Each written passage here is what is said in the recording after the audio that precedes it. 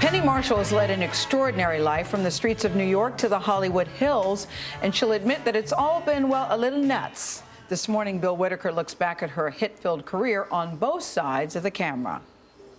Hey, Fonzie! Hey, the Fazio! It was a date with the Fonz on Happy Days that started Penny Marshall on her journey to the Hollywood A-list.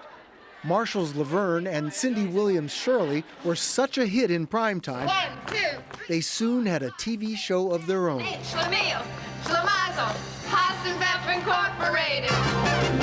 Laverne and Shirley debuted on January 27, 1976, and by season 3, it was the most-watched television show in America. Okay, Cheryl, I don't want you to panic, so don't look down. Don't look down, Cheryl. After 7 years on top, Marshall's friend Whoopi Goldberg convinced her to move behind the camera. I don't dance, Mr. Talbot. Directing Goldberg in Jumping Jack Flash. How'd you do that? Her sophomore effort, Big, turned out to be huge. And Marshall became the first woman to direct a film that earned $100 million at the box office. It also earned Tom Hanks his first Oscar nomination. Are you crying? There's no crying. There's no crying in baseball. Marshall went on to direct a string of memorable films. That's not wading, that's swimming. Come on, Leonard. Leonard, I don't know if the hospital's covered for this. Defined by both their humor. How am I going to tell my parents about this? I can't even talk to them about the weather. How am I supposed to tell them that I committed a mortal sin? And heart. I believe in miracles. For CBS This Morning, Bill Whitaker in Los Angeles. Penny Marshall, the title of the book is My Mother Was Nuts. Yes, she was. But I'm a little nuts too, so But it's runs I know. in the family. I was trying to figure out a dignified way to ask, but after reading the book, I'm thinking you might be a little nutty too, Penny Marshall. Well, I don't deny that. Uh-huh. Yeah, everyone's a little nuts. We're all nuts. No, you look back over your life because you start out with this. You had to, not much personal drama, growing up with parents who hated each other, 2 marriages, divorces, the ups and downs of various relationships, raising a daughter, watching friends crack up and overdose. There was that cancer thing too, but when you look back over the body of your life, don't you think all in all, it's turned out okay for you? Absolutely. Yeah. I knock on something wood. Under here is wood. This is glass. I don't know what that does. But yes, no, I've lived a lucky life. I think a lot of life is luck. You talk very candidly about your looks. You were in a commercial with Farrah Fawcett. There was a movie role where it said, then we're going to go to the plain girl doing something. Homely girl. A homely girl. Homely girl at bar. Homely girl at bar, Penny. Why do they write that? I don't know. I don't know. But you talk very candidly about how you were never happy with the way that you look. Still not. I was going to ask you, at this age now, don't you feel... Haven't you gotten to the place where you go, this is who I am, I'm comfortable in my own skin, or no? I'm a little fat. I'm a little chubby here. But you're on Jenny Craig.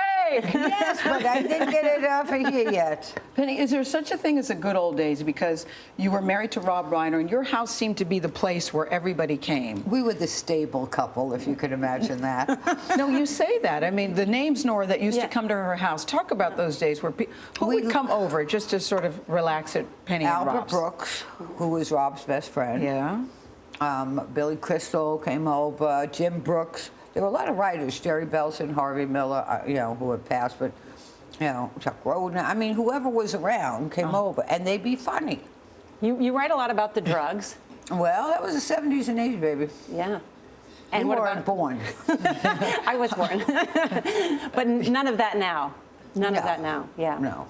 I did it. You talk very candidly about the drugs, and then if that isn't enough, you get a brain tumor and cancer. Yes. And you point out that you're one of the few people that actually gain weight on chemotherapy. Most people lose. 60 pounds. Yeah, but you gain weight on chemotherapy. And I got hard nails. Yeah.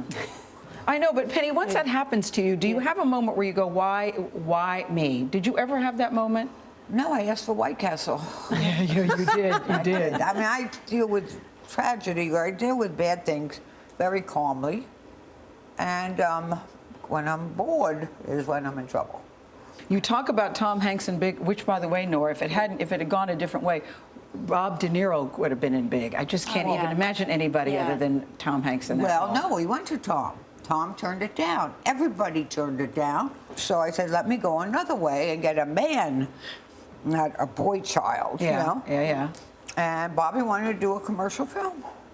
No, Tom And Hanks. so- Tom Hanks writes about you. Penny Marshall's a fascinating woman who has lived a life. Da da da. Do you know she gave me 2 of the best jobs I've ever had? Of course not, because when she talks, she's barely comprehensible. That's true. Read her memoir, and you'll come to love her as much as I do. Did you ever think about changing your voice, Penny? Because you do have a very distinct way of speaking. Well, my father sent me to the University of New Mexico, and my brother and sister to Northwestern for all of us to lose our Bronx accents. Wow. It didn't work. Yeah. Will you do another movie? I'd rather do television because it's faster. I don't do vampires, I don't do horror, I don't do car crashes, I don't do people in big metal suits. So there you go. Okay, and we should say we started the interview asking Penny, did you want to wear your sunglasses? And you said, Yes. are you sure you want to wear them? And you said, Yes, and I'm not glaring at my camera, guys. No. No, I know see? how to do this. Penny Marshall, the name of the book is My Mother Was Nuts. It's now on sale. Please buy it.